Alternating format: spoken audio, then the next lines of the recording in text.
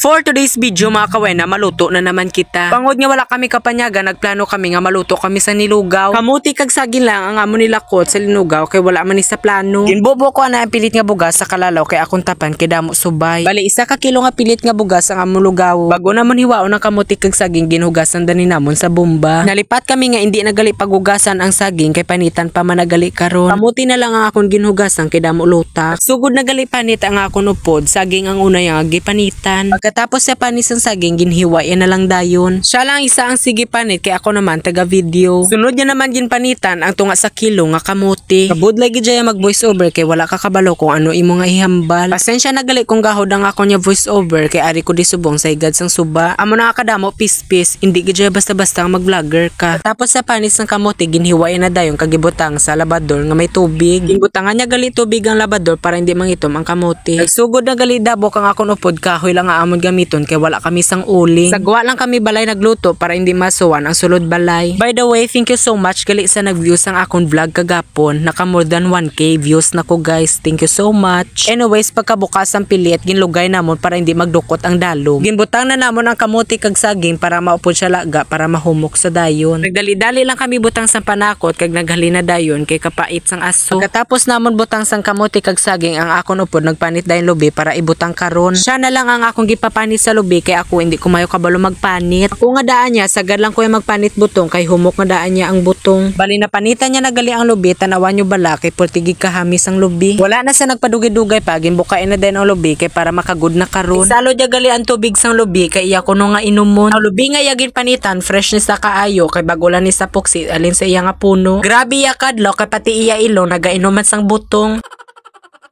Mga kawena, gisugdan niya na dayon kagud sang lubi kay para mabutang niya na karon sa linugaw. Hindi na siya guro kagwanta sang sige kagud, ako naman ang iya ginpakagud.